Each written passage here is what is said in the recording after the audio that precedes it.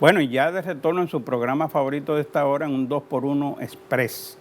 Y en el día de hoy, siempre nosotros hacemos comentarios relativos a la economía del mundo y de República Dominicana. Y en el día de hoy hemos invitado a Henry Ebrard, que es un economista ya que es parte de este programa prácticamente. Buen día, ¿cómo está usted, don Henry? Bien, muchas gracias por la invitación a los dos. Un placer estar de nuevo con ustedes, ¿no? Siempre hay que contar con don Henry para que ponga a uno al día y a todos los amigos televidentes que ven este programa con relación a la situación económica, no de República Dominicana, sino del mundo, producto de este conflicto entre Ucrania y Rusia. Sí, señor. Bueno, ¿y cuál es la situación? Porque se habla de que el euro está a la par y han habido momentos que ha estado por debajo del dólar. Sin embargo, mucha gente opina de que eso pudiera mejorar la economía de algunos países europeos porque lo pone un poquito más competitivo, mientras que otros dicen que no, que eso le puede ocasionar problemas ¿verdad? A su economía, sobre todo a Alemania, que es la segunda fábrica del mundo, porque la primera es China. Y en Alemania hay muchos productos que llegan aquí, inclusive a República Dominicana. Acláranos un poquito cuál es la situación, don Henry.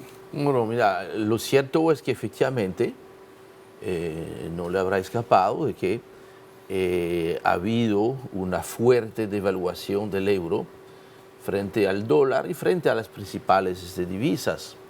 Y una de las razones principales es el impacto tan demoledor que tiene sobre Europa la guerra en Ucrania. Claramente, hasta el momento, el único gran perdedor económico de este conflicto se llama Europa y más especialmente los países de la Unión Europea, cuyas sanciones que han impuesto a Rusia realmente han tenido más efectos negativos sobre los propios países de Europa que sobre la propia Rusia, ¿no? Y eso ha hecho que efectivamente frente a esta situación de crisis, y más especialmente cuando hay una incógnita muy importante que se va a resolver antes del final del mes, es si se va a reanudar la disponibilidad de gas ruso para los países europeos y más especialmente para Alemania, que depende más especialmente de esto. Se ha cerrado la semana pasada el gasoducto Nord Stream, que es el que alimenta en gas a los países de Europa, por un mantenimiento que estaba programado. Eso es una buena razón. No fue porque Putin decidió cerrar, sino por un mantenimiento. Por un mantenimiento, se cerró. Lo que pasa que entonces el temor es que dentro de 10 días, cuando habrá concluido el mantenimiento, no hay ninguna seguridad de que vuelva a haber gas. Pero para mí Rusia no va a hacer eso, porque también hay un tema económico para Rusia. O sea, le entran unos recursos que de otra manera estarían Pero fuera. señor, el problema que la gente descubrió es que tú le puedes poner el embargo que tú quieras a Rusia. Si Rusia no puede vender el gas a Europa, lo va a vender a otros países, que es lo que ha pasado hasta el momento con el mismo petróleo. O sea que inclusive llegó a un absurdo tal que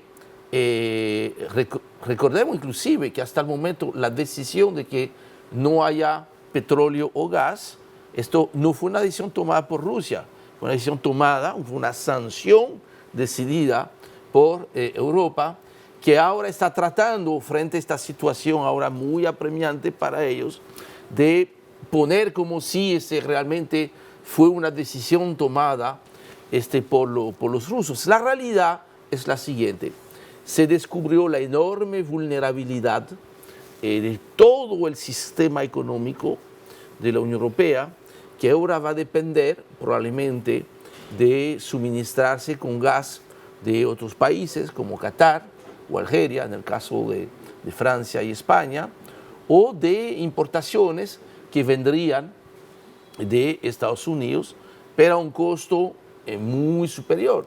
Para Estados Unidos es muy fácil tomar y poner sanciones a Rusia porque no depende de Rusia energéticamente. Entonces, esto ha provocado un temor legítimo sobre cuál va a ser el devenir en el segundo semestre de la economía en la Unión Europea. Y por encima de esto, a diferencia de Estados Unidos, que ya frente a la situación de inflación ha empezado a subir la tasa de interés, es solamente en este mes de julio, se espera que antes de finalizar el mes de julio ya el Banco Central Europeo empiece a subir la tasa. Pero como la tasa todavía no ha subido y sí ha subido en los Estados Unidos, entonces le ha quitado mucha atractividad a la divisa europea. ¿Afecta la competitividad de estos países europeos con relación al dólar? Mira, en teoría, cuando tú tienes una divisa que se devalúa, eso te favorece desde el punto de vista de exportaciones, porque tus productos son más competitivos. Pero para eso tú necesitas tener producto. Y el problema que está teniendo Europa en la actualidad es que por todas las situaciones de la cadena logística mundial agravada por la guerra en Ucrania, pues no está en esas condiciones. Entonces, es una situación delicada, definitivamente para Europa. Es parte de la guerra económica que hay, porque, por ejemplo, también hubo un problema con el carbón de Australia y China, que entonces China prohibió la importación de carbón desde Australia y eso ocasionó un problema muy serio en la fabricación de chips de computadoras. Pero vemos con cierta preocupación todo este tema porque inmediatamente ocasiona problemas con la comida, ¿verdad? En la producción de comida, que ahora estamos viendo que hay algunas plantaciones que Rusia ha bombardeado también en Ucrania. No, definitivamente esta guerra en Ucrania ha sido la muy mala noticia de este año 2022, y más cuando a corto plazo no se vislumbra una salida negociada. Y yo entiendo que, y claro, no es mi materia de expertise, pero si vemos lo que ha pasado con todos los conflictos recientes, uno ve que nunca la solución fue, lo que terminó el conflicto fue el tema militar. Fue que efectivamente se tuvo que llegar a algún tipo de acuerdo, y hasta que no haya este tipo de discusión, pues la situación, en vez de mejorar, va a empeorar. Y yo creo que es el escenario en el cual estamos. Y fíjese cómo a veces se nos manda señales contradictorias, porque al mismo tiempo que el incremento tan importante que hemos sufrido en alimentos y especialmente en los energéticos, después de que estallara la guerra en Ucrania por la invasión rusa a Ucrania, pues uno ve que cuando empiezan a bajar las materias primas o el petróleo, que fue el caso la semana pasada, lo que debería verse como una buena noticia, uno empieza a ver que, caramba, están bajando los precios porque ya la economía global está entrando en crisis.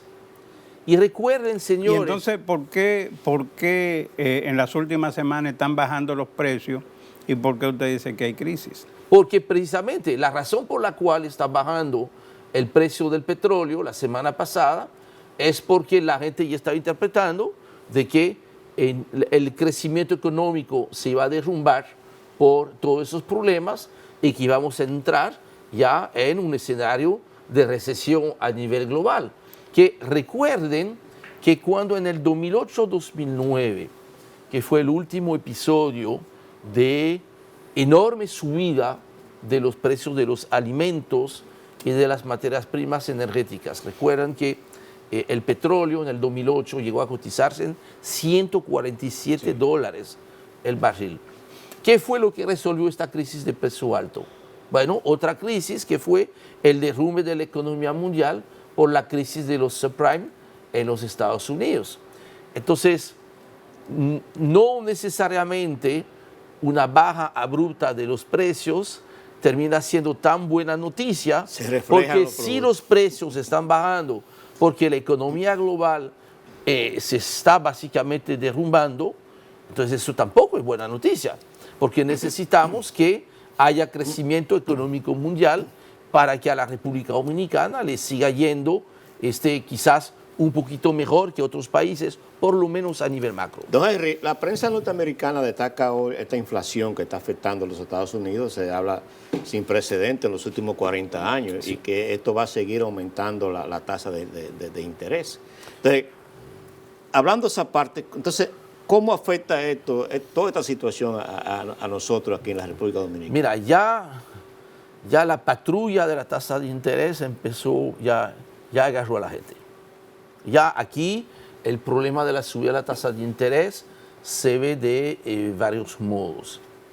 Primero, la disponibilidad, ¿no?, de dinero para los hogares. Hasta el momento había 3 factores que estaban impactando negativamente. El precio de los combustibles, que por supuesto y por dicha fueron congelados, pero congelados a un nivel ya altísimo, término histórico. O sea, los precios de hoy son precios que nunca jamás habíamos tenido en la economía dominicana, pero por dicha hubo esta congelación. Pero esta congelación es a un nivel alto, o sea que el tema de los combustibles no se incrementa el precio, pero son muy caros. 2, el precio de los alimentos. Ahí lamentablemente los precios de los alimentos siguen subiendo y estamos viendo también, y eso sí es una novedad, hasta el año pasado, cuando se examinaba la canasta de alimentos, había una diferencia entre alimentos procesados y alimentos muy frescos que salían del campo. Esos últimos prácticamente no habían subido el precio. Es muy diferente este año. Ya estamos viendo como frutas, víveres, legumbres. Sí, pero por ejemplo los plátanos, llegó un momento que se vendían hasta 35 pesos por un plátano. Así es. Los limones agrios, por ejemplo, hasta 15 pesos la unidad. Y hoy en día, ayer yo compré unos limones grandísimos que pasaron una guagüita, porque ahora las guagüitas están por todos lados. Y lo compré a 3 pesos la unidad.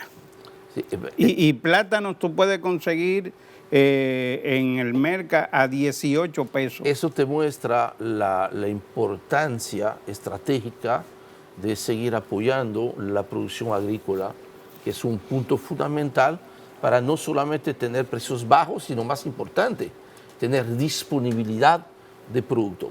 Tercer elemento que está afectando, por supuesto, el aumento trimestral de la tarifa eléctrica, que cuando ya tú vas sumando, pues te está afectando.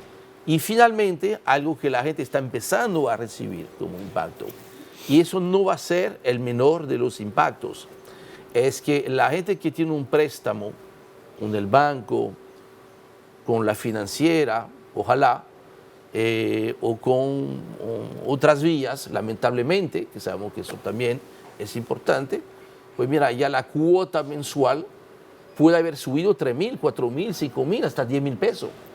Y esto es un dinero que antes estaba disponible para comprar en el súper, para comprar en el colmado, o tener la salida mensual con los niños, y este dinero ya no está disponible. Entonces, todo esto hace que en este segundo semestre, como probablemente es posible que siga subiendo la tasa de interés.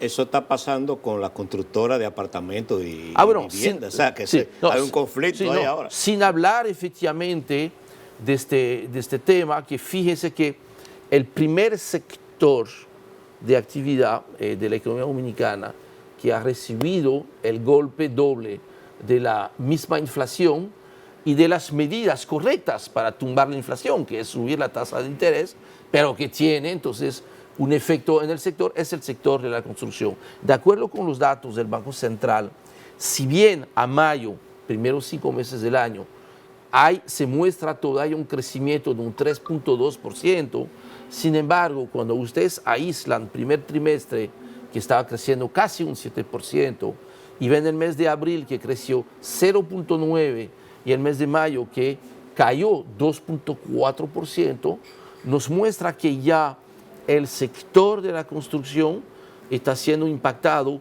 muy negativamente, y eso no es sorpresa, porque además del costo del financiamiento, que es una variable muy importante para el sector, tanto para el que construye como para el que compra, el incremento tan fenomenal que hubo en los materiales de construcción, y yo recuerdo, yo veía saliendo a la calle, tú veías construcción que se habían como paralizado, sí, frenado pero o paralizado. Era que mandaban también remesas para eso. Pero, don Henry, ¿qué tiene que hacer el gobierno para hacerle frente a estos temas económicos tan trascendentales?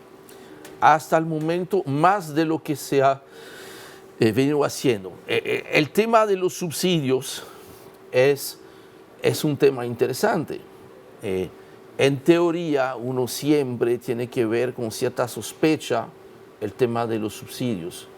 Ahora, como usted muy bien lo dijo más temprano en el programa, hay que colocarse en la situación del momento. Claro.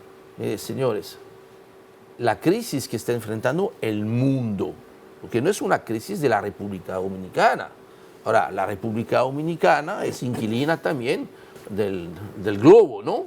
Y ahí esta crisis que se está ya viendo, que casi una tormenta perfecta, creo que va a ser, dentro de las crisis económicas, el COVID tuvo consecuencias económicas, no fue una crisis económica, una crisis de salud pública con consecuencias económicas, pero de los últimos 100 años, partiendo del 1929, y yo creo que esta crisis que estamos viviendo a nivel global y a nivel local es una de las 3 más importantes crisis. ¿Es correcta esta medida que está tomando el presidente? Incluso ayer anunció un bono familiar de 1.500 pesos. Sí, siempre. Que usted diría, por ejemplo, 1.500 pesos, pero hay familias que resuelven.